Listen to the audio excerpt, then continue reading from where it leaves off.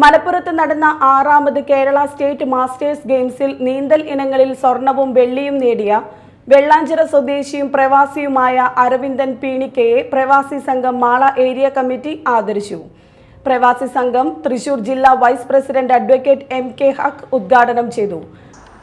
ഈ ഒരു മഹത്തായ ഒരു വിജയം ഒരുപക്ഷെ മാസ്റ്റേഴ്സ് അത്ലറ്റിക് മീറ്റ് എന്ന് പറഞ്ഞാൽ അത്രയധികം നാളുകളായിട്ടില്ല കേരളത്തിൽ അറിയപ്പെടുന്ന രീതിയിലേക്ക് വന്നു തുടങ്ങി.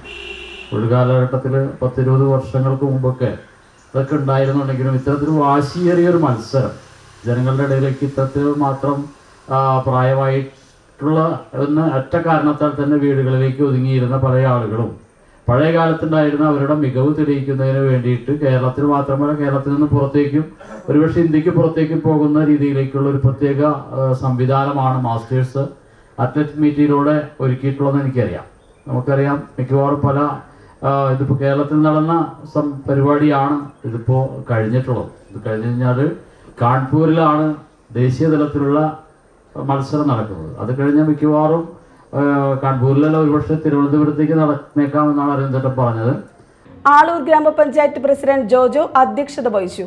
ഏരിയ സെക്രട്ടറി ബഷീർ തെക്കേത്, ആളൂർ ഗ്രാമപഞ്ചായത്ത് വൈസ് പ്രസിഡന്റ് രതി സുരേഷ്, സ്ഥിരം സമിതി ചെയർമാൻ ഡിബിൻ പാപ്പച്ചൻ, പ്രവാസി സംഘം പ്രവർത്തകരായ വിജയരത്നം എന്നിവർ സംസാരിച്ചു.